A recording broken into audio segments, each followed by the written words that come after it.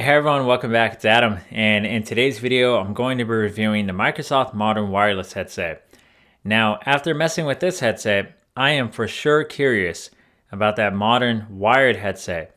So they just released these about a month ago. This headset in particular costs $99. And the first thing I'll do is go into a microphone test. But before I even do that, let's just go over the tech specs real quick. Traditional tech reviewer thing to do, you know? So the weight of it is 0.3 pounds. It only comes in one color, so this black color, which I think is dope.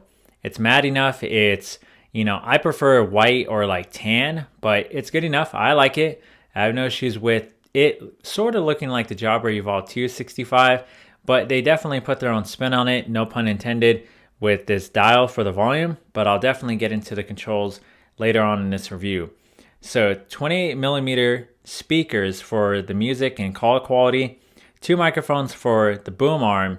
A full charge takes 2.5 hours, but it gets you 50 hours of music listening time, which is that's pretty ridiculous in my opinion. So a USB-A dongle comes with it right here, and then it is Bluetooth connection, and you can connect to 2 devices at the same time. I will get into all the devices I tried and what my experience was using that. All the controls here I'll get into in a second as well. But the Bluetooth range is 10 meters in the office. So for me, I'm like, all right, this seems to be pretty promising. It sounds pretty good. Nothing wrong here. So what I'll do first, like I said, when it comes to performance of it, is get into the microphone test.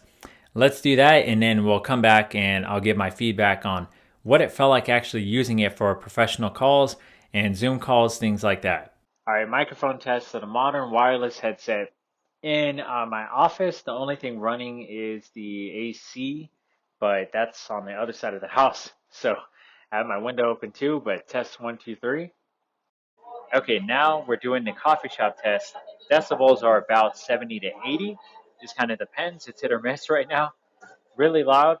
So I'm going to be quiet to see if any of this picks up. All right, hopefully that helps. All right, now, what do I think about the microphone test compared to all the other headsets I tried? Well, the best way I can put it is the JLab Go Work headset for $49 outperforms this headset at $100. And I think there's a few different factors to it. Besides it not being able to really cancel out a lot of noise like the JLab Go Work, or obviously like other headsets from Jabra and Plantronics and Poly and whatnot. Of course, those do better.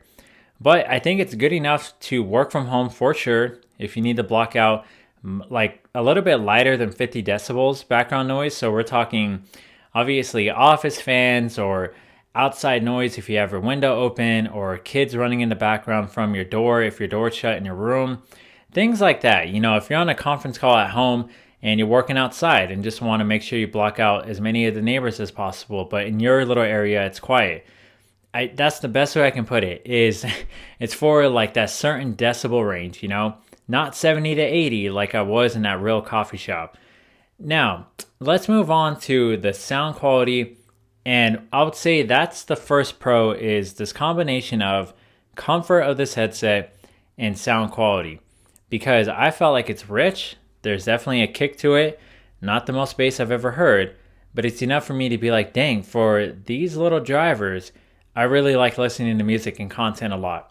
But the clarity of being on a call and the volume you can get it at, if you do choose to, use this in a loud coffee shop, is definitely there to where I felt confident on being heard. I didn't have to blast it.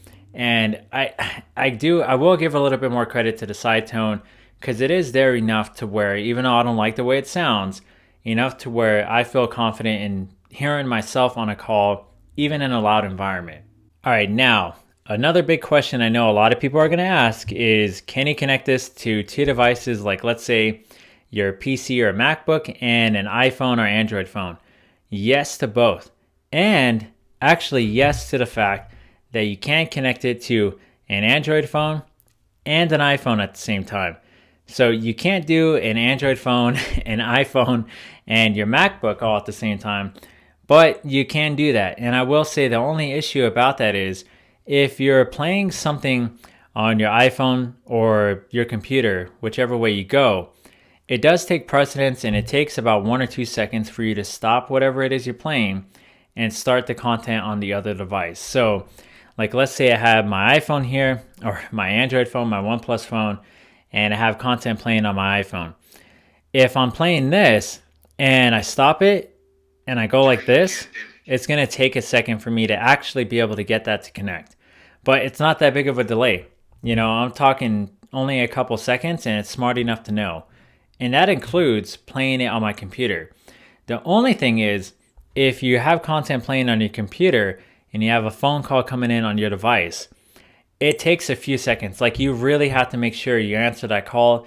And maybe sometimes I had to reconnect and connect the device because it shows it's connected to 2 devices at once, but I have to sort of manually force it a couple times. But other than that, I didn't have any issues with 2-device pairing. All right, so finishing up the review, let's go over the controls. Now, when it comes to the controls, it has a major weak spot when it comes to this. And that's the fact that there's no content controls. So no play pause or skip forward or any of that. Now, it has a dedicated Bluetooth button, power on, power off, USB-C, flip to mute, and you could only wear it on the left side of your head. And then when it comes to this side, answer and end calls, you have your mute button, which I'm like, but you can flip to mute anyway. And then it has a Microsoft Teams button and the volume dial right here. For $100, I'm just kind of thinking, okay, let me show you the $50 headset I've been talking about. When it comes to this headset, I'm like, all right, they have content controls. They have a mute button right here that you push in, volume up, volume down. Very comfortable headset, way better music quality and sound quality, and you can wear it on either side of your head. So for me, I would say for this $50 headset compared to this $100 one, I just like the way this looks better. But other than that, those are, in my opinion, pretty lame controls. I just am like, okay, you guys, come on, Bill Gates, you have time to, or whoever is running your department for this headset, you have time for a Microsoft Teams button, but not content controls. So I don't know. For me, that's a really just major miss on almost a really great headset. So for $100, what would I prefer over this? Definitely the JLab Go Work.